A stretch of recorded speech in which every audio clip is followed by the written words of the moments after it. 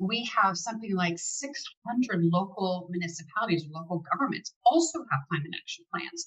So I just want to make sure that everyone understands, take action at the local and state level. It's really important because things move much, much faster and they affect you directly.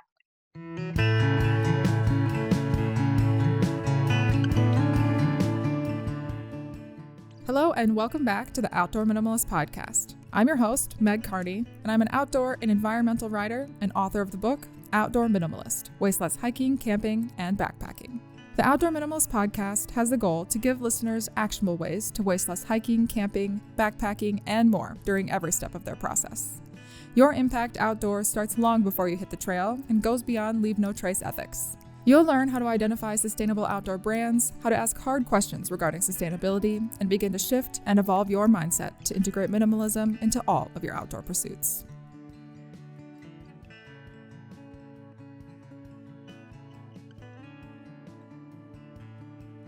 Hey Outdoor Minimalists, it's Alex. During the month of October, we are focusing on climate change and climate change policies. While neither my sister nor I are single-issue voters, aligning who we vote for with our values, no matter the office, is incredibly important. As people who care deeply about the planet, climate policies greatly influence how we choose to cast our votes. So this month, we will be hearing from experts nationwide who specialize in different aspects of climate change action and policies. Be sure to subscribe to our weekly newsletter to stay updated for the latest climate discussion each week this month. In episode 152 of the Outdoor Minimalist podcast, we kick off our climate change month by looking at the intersection of climate policy and everyday life. We discuss why strong climate policies are essential for the future of the United States, touching on their impact on both the environment and the economy. To help lead this timely discussion, I'm excited to introduce Kate Gaertner. Kate has 25 years of corporate and entrepreneurial experience in corporate sustainability. As the founder and CEO of TripleWin Advisory LLC, she specializes in GHG inventories, TCFD analyses, supply chain mapping, and developing company sustainability roadmaps. Kate has held roles in digital marketing at XM Radio and Time Inc., consulted for Fortune 500 companies, founded a sustainable activewear brand, and served as an adjunct professor at the Fashion Institute of Technology. She is the board chair of Accelerate, supporting women-led businesses and advising the Looped Foundation on zero waste goals in manufacturing. A leading sustainability expert, Kate is a sought-after speaker and opinion writer featured in top publications.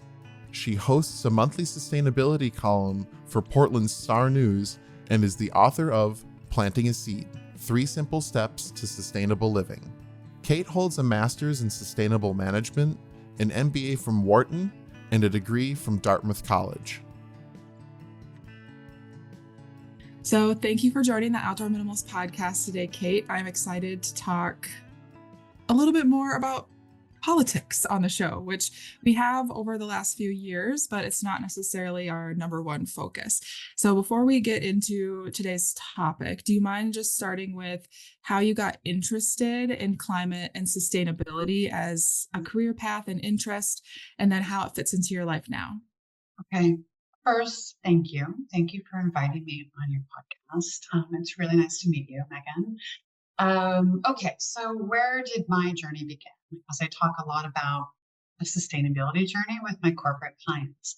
I think I'm a Capricorn, so I would say I go way back. I don't necessarily consider myself an environmentalist, or I don't talk about myself as an environmentalist, but I've always been tactile. I've always been very self-possessed and wanting to sort of be one with the environment.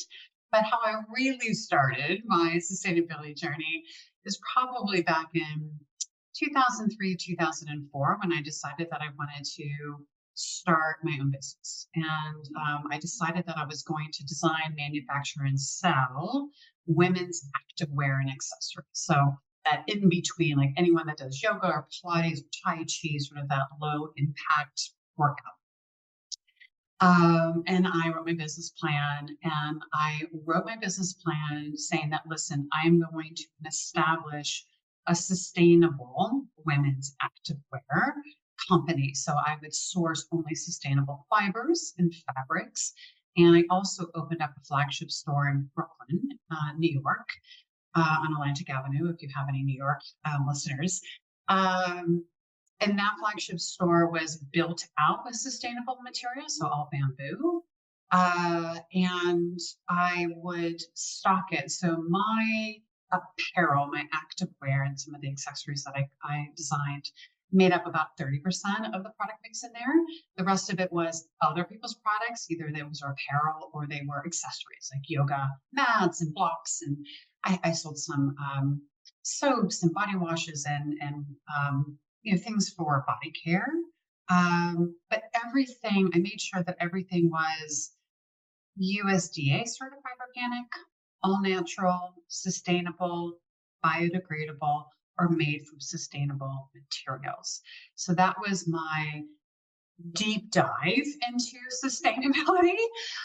And people would come in, they would walk in the store, and that was a really great exercise. So people would come in the store and they're like, what's the store about and what do you sell? And why should I buy this product over that product? And my motto was, it's good for you and it's good for the earth.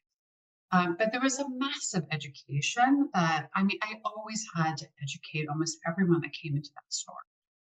What does it mean to be sustainable and wear sustainable fibers and put sustainable elements on your organic materials on your body?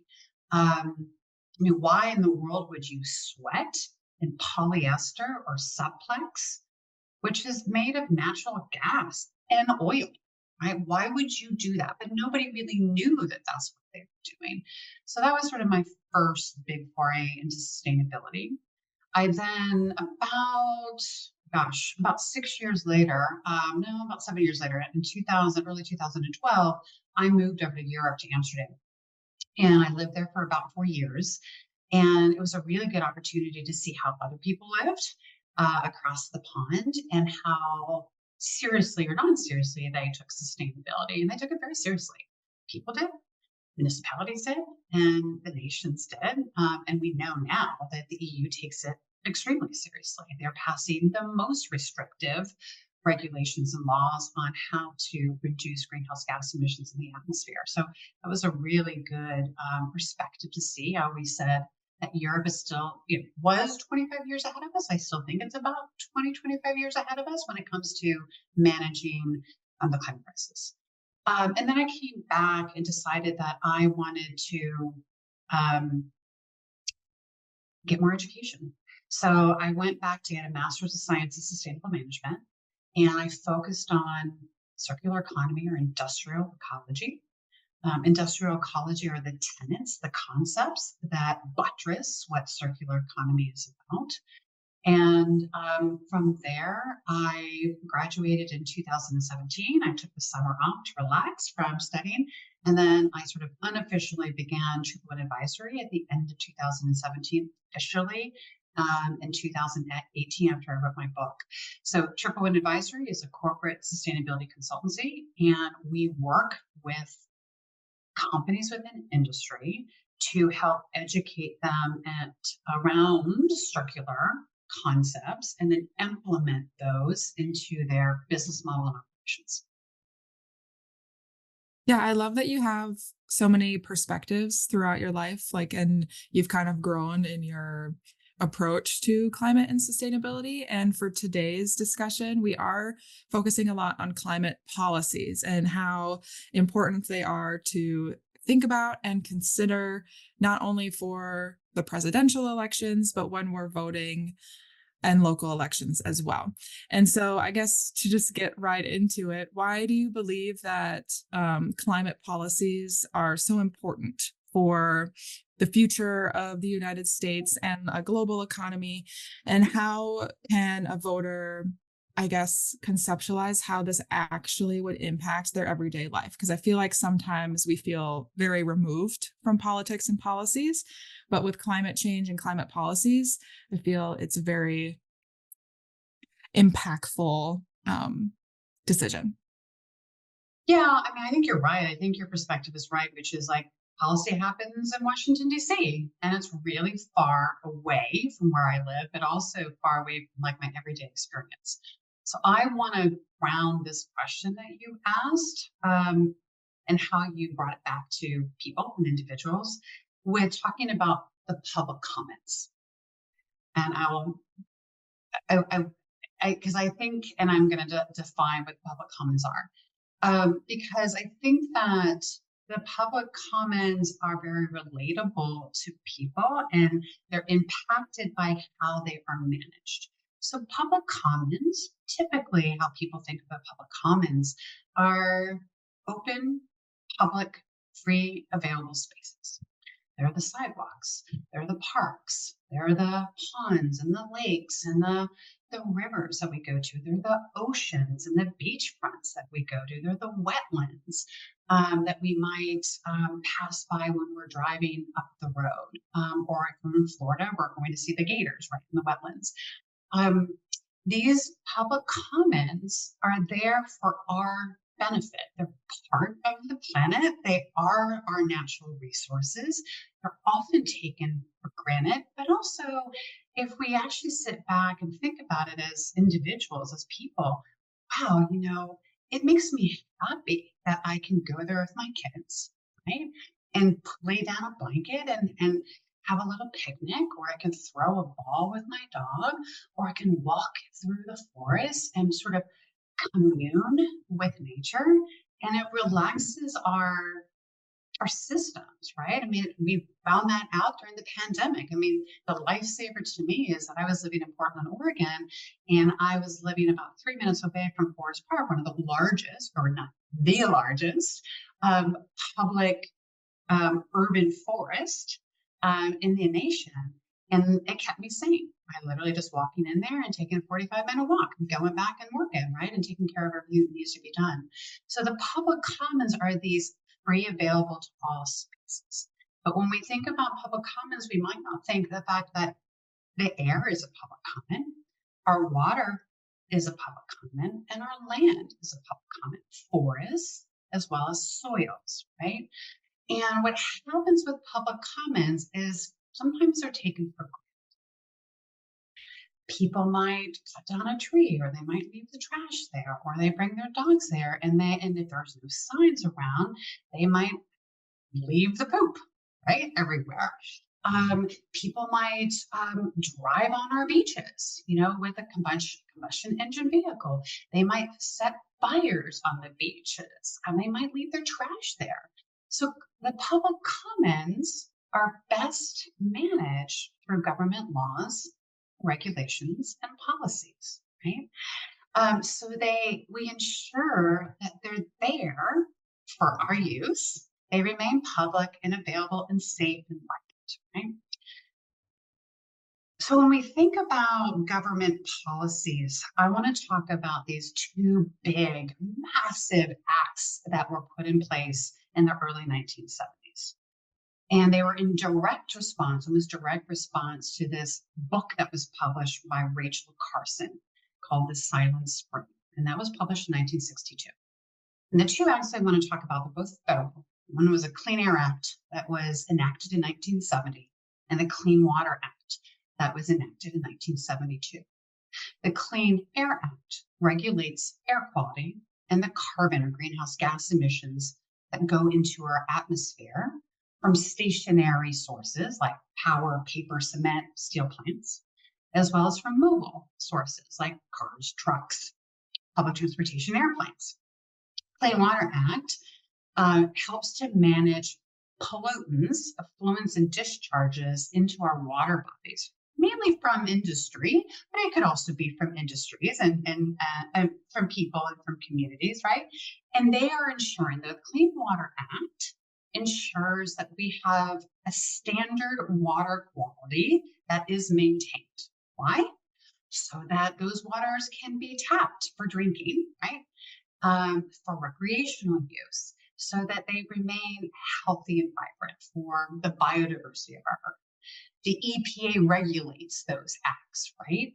So both were enacted to protect public health. Right? So it's in service. These climate policies, regulations, and laws are in service of humanity and public health.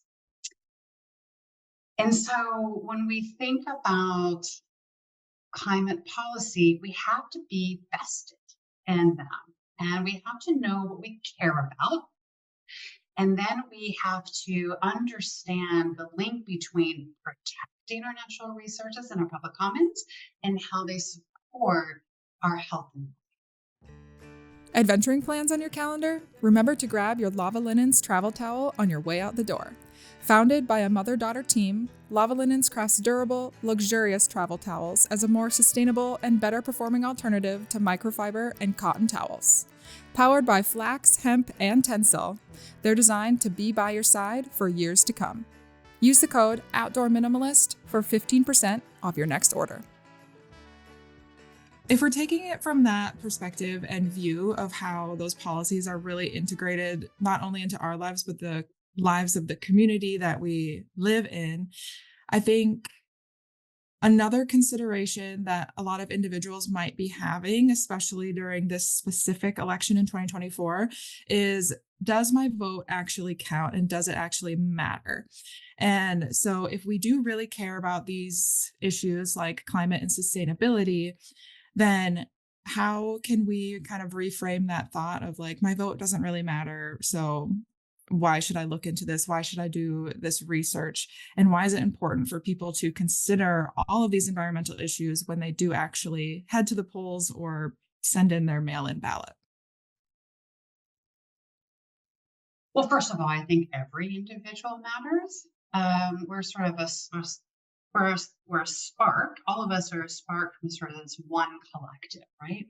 But when it comes to voting and voting with your voice and voting, in the polls, making a decision, um, it does count because we all have values, right? We all have personal values. We hold them. We might say, oh, for myself, I'm a really big believer in eating well and eating sustainably and seasonally and supporting my local economy and my local farmers, right?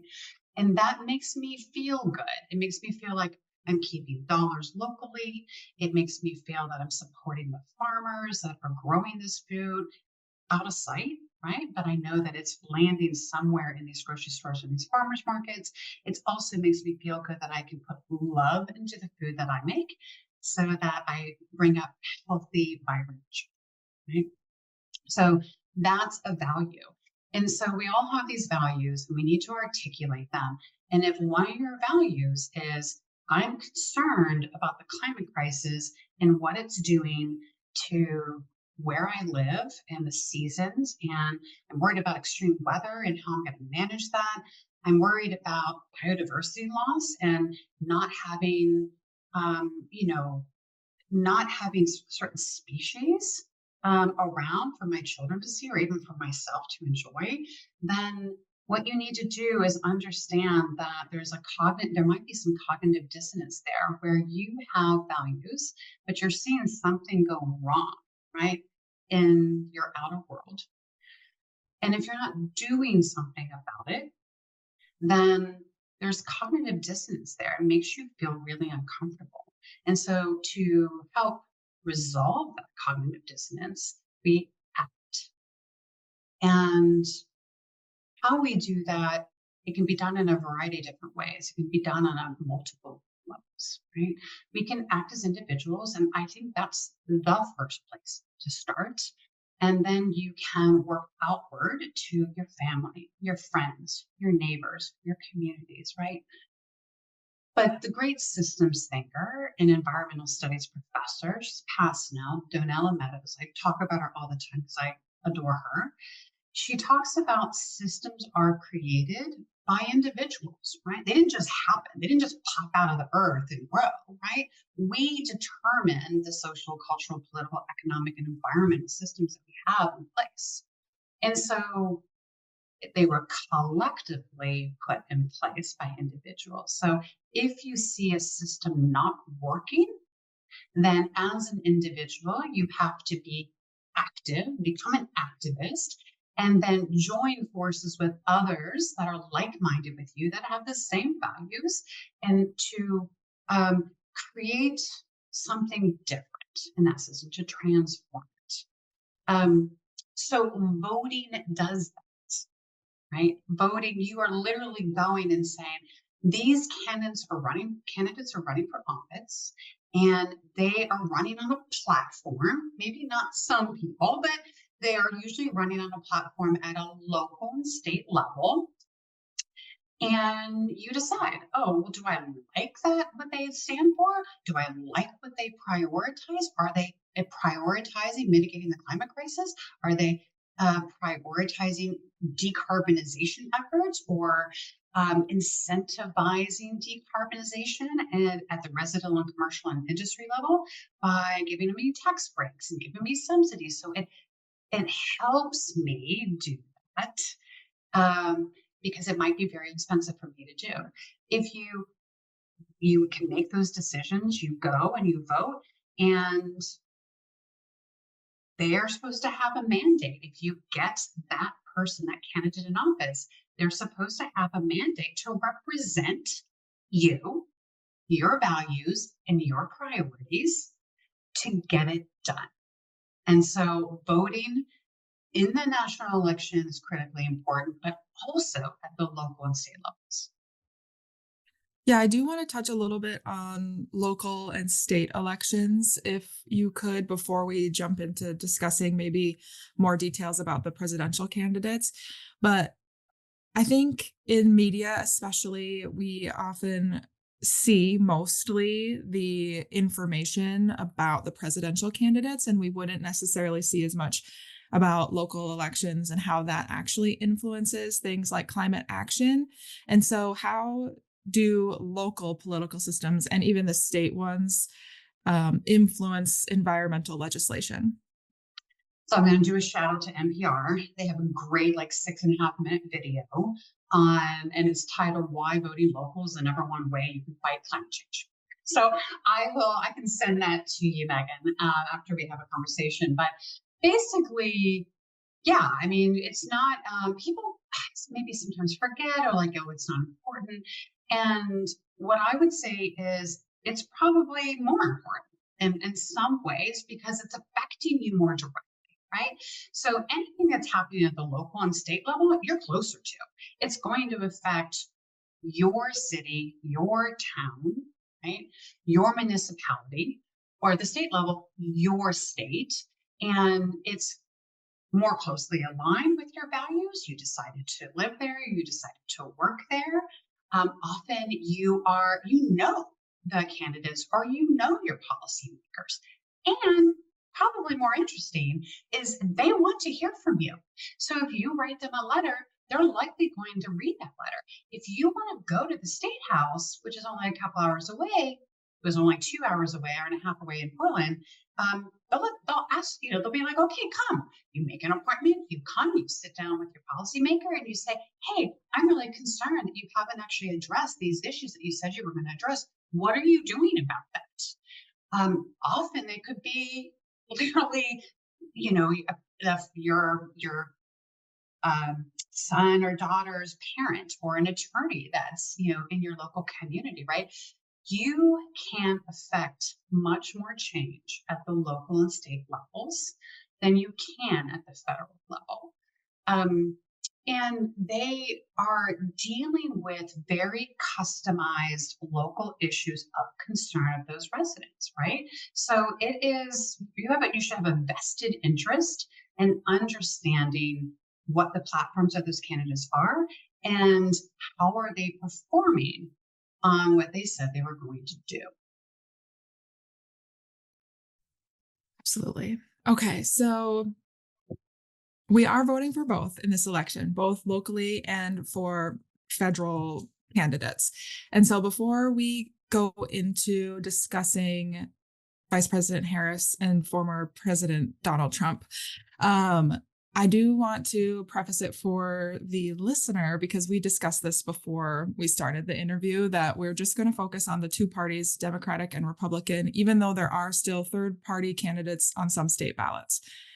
So just to get that out of the way so people know what we're going to talk about, so Vice President Harris, or Vice President Kamala Harris, has outlined a range of climate and energy policies in her campaign for the 2024 presidential election. So could you explain what some of those central components of her plan are and how they represent a departure from or build upon policies in the current Biden administration? Sure. Which Harris is still a part of. Yes. Yeah. So I appreciate that. So I will say the Harris-Walz administration that would come into power in November if they get elected, they haven't actually formally laid out a climate policy for themselves yet, right? There's actually been sparingly few substantive discussions on what they intend to do around the climate crisis. And I think that's been frustrating for many of us, definitely the younger generation.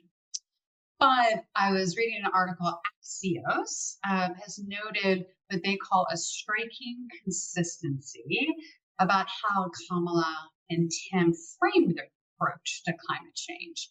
And it's through this lens called freedom, right? The freedom to breathe clean air, drink clean water, and live free from the pollution that fuels the climate crisis. And Tim Walz actually said it a different way about the Republicans, saying they want to allow corporations to be free to pollute your air and water. So this freedom.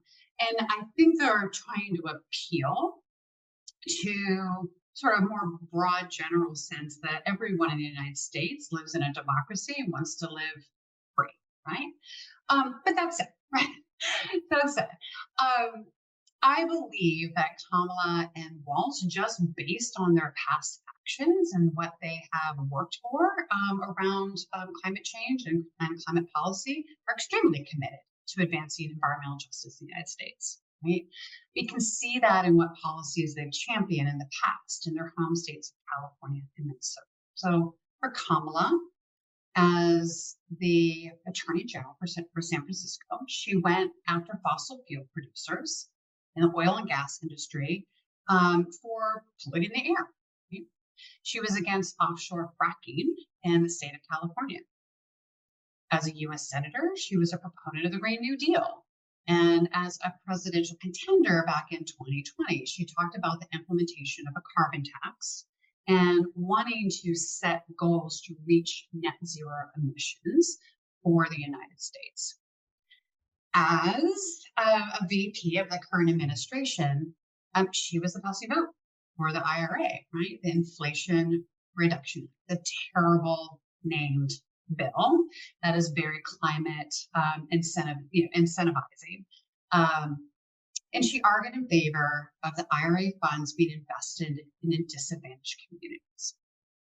So she is going to, when I think about Kamala, and I still have to get to Tim, she will continue, and I'm hoping to grow their commitments and policies around the climate crisis. Tim, he's been really successful in Minnesota about passing climate policy, right? He declared that the state should decarbonize its energy needs 100% by 2050. That's fully getting rid of fossil fuels. And he signed into law the Clean Energy Bill. And that bill basically said, actually, not by 2050. We're going to have 100% renewable or non-carbon energy by 2040.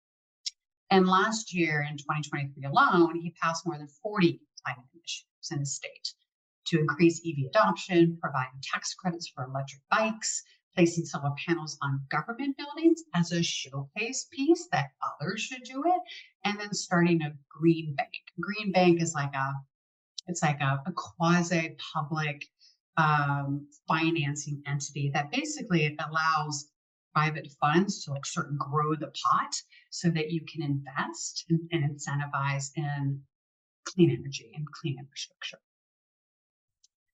So again, I think both of them will at least continue their commitment, if not grow it.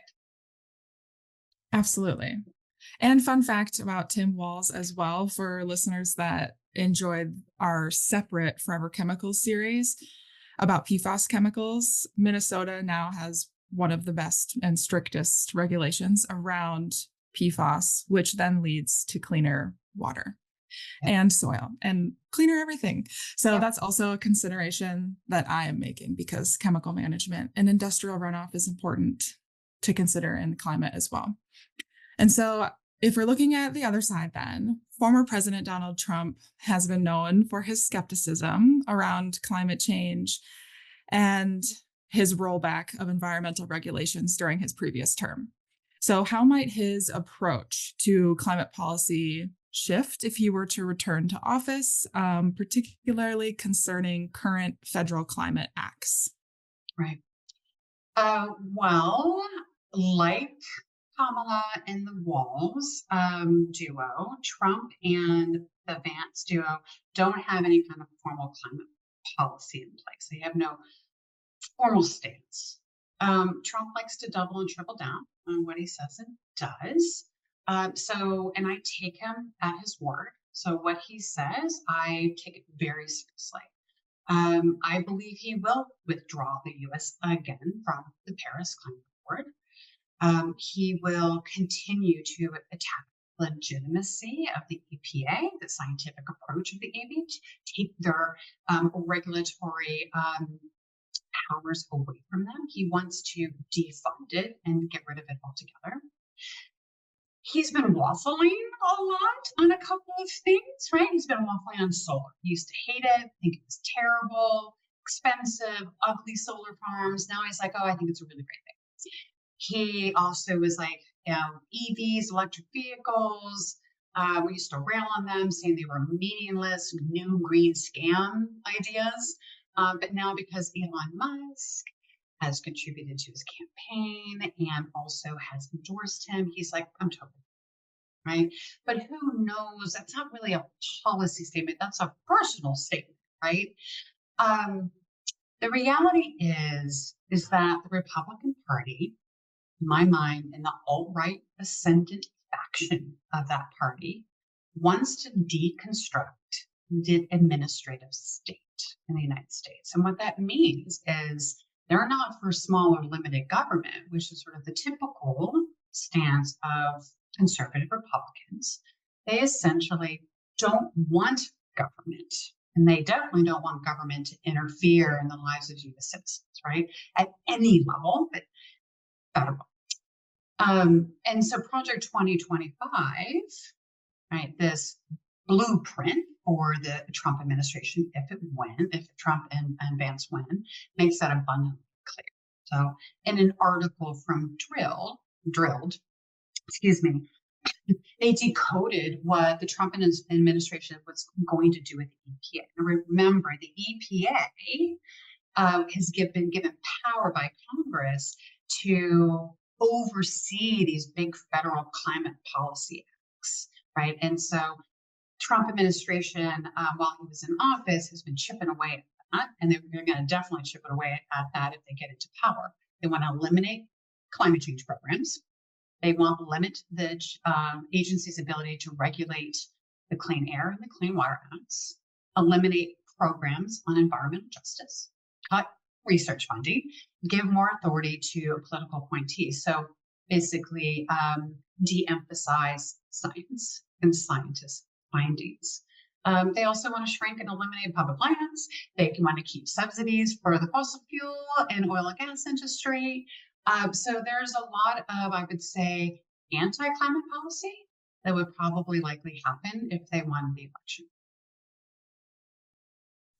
And as we know, the race is still pretty close coming into the actual election date.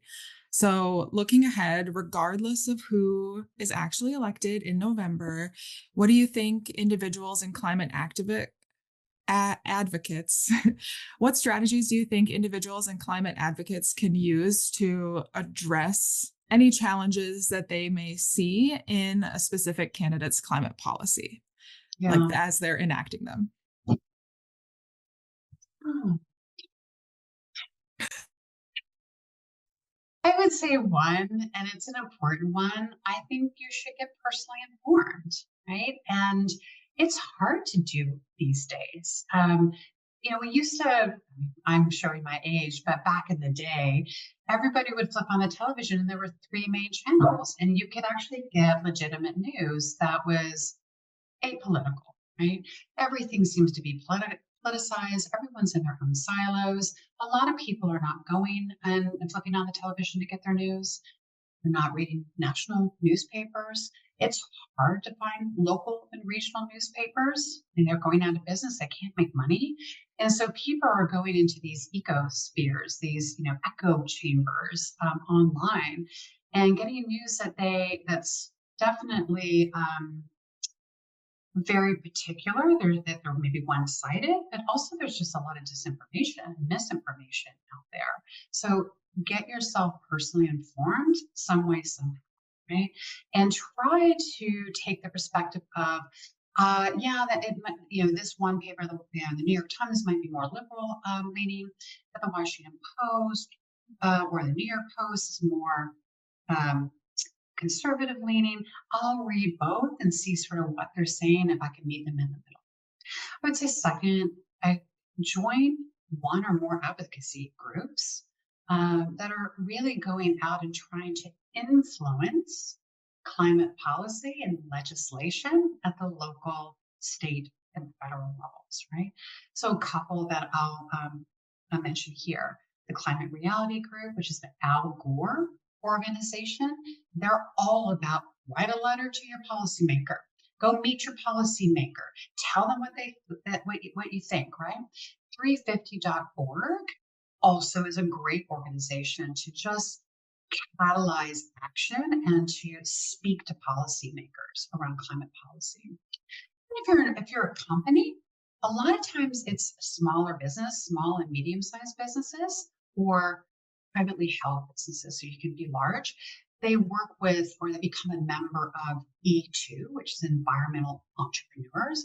I am a part of that organization, and collectively, the businesses go and speak to policymakers and talk to them and say, this is what's important to us. We want to grow. We want a strong economy, but we also want a really strong environment as well. And they're not incompatible with each other. So those are three organizations, I would say. Third, I would say get involved with rallying around causes, issues, concerns, and campaigns that are climate related. Go out and join others that are concerned about these issues. Fourth, educate the broader public, right? So again, it's you start with yourself. You're like, yes, this is important to me. I'm going to talk to my family, friends, neighbors, other people in the community, and then I'm going to reach out and have a higher level of actions when I feel comfortable. And I think that's a great approach. But start talking to other people, asking them to join your cause, your organization, your efforts. And then lastly, 6 is use your vote and your voice to affect climate policy and positive environmental outcomes. Those are great. I love that you broke them down into kind of like an action plan, and I'll be sure to share the links to the resources that you mentioned for those advocacy groups in the show notes so they're easy to find. If you've enjoyed listening to this interview and any of our other interviews on the Outdoor Minimalist podcast, we'd love to hear from you. One super easy and free way to support our content is by leaving us a review on Apple Podcasts. We thank you for listening to and supporting our work so that together we can create a better outdoor space as we recreate. I guess to kind of close out this interview, when we're going to consider who we're voting for, do you have any specific resources that people can look at that would explain candidate policies for local and presidential elections? Yeah, okay. So, and again, try to read as much as possible and just be a really curious learner. that actually serves you well in all parts of your life. But I think a really great resource is Vote. It's a website, which is vote411.org. So you can preview your local ballot, identify candidates running for certain positions, collect information on their platforms, right? And even if they're rerunning, if they're trying to get reelected, you can see their past voting history, public statements, documented plans and policies on climate change and environmental issues. This is a super great resource. All you have to do is actually put in like your address or your zip code, and it'll just be like, okay, here's everything that's specific and relevant for you. Perfect. That's an amazing resource. Is there anything else that you maybe wanted to add that you felt like we missed or skipped over? I've had so much more that I didn't talk about on why taking action at the local and state level is important. And what I wanted to give examples of that. So there is no national EPR law. So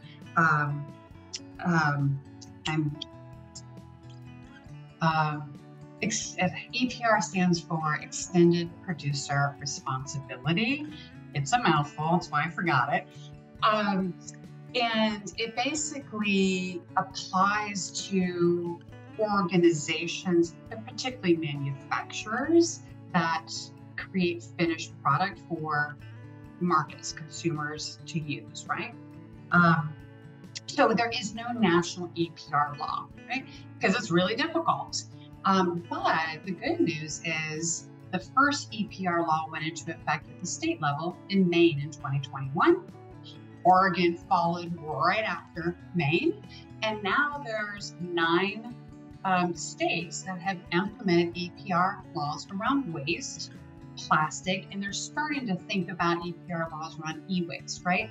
So things move faster and can get done more efficiently and effectively at the state and local levels. The other example I wanted to say is about climate action plans, right? We don't have a national climate action plan. It would be almost impossible with the gridlock in Congress, right? But they are being implemented all across the United States. 33 states have climate action plans. And climate action plans they're action plans or roadmaps for reducing greenhouse gas emissions in that state or in that municipality that are aligned with the Paris Climate Accord, right? So these are the goals, these are the actions, this is how we're going to fund to get there, right? 33 states have that. And if I look back, we have something like 600 local municipalities, local governments also have climate action plans. So I just want to make sure that everyone understands, take action at the local and state level. It's really important because things move much, much faster and they affect you directly. The last thing I'll say, unrelated to that, is no matter what you do, I want you to go out and vote.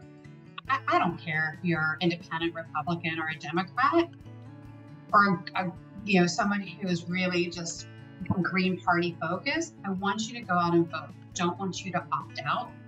I don't want you to say, hey, it's not important. It is important. Voting is a right in this nation. We live in a democracy. Rights can be taken away, and they very well may. In the future if you don't exercise your rights. So go out and vote.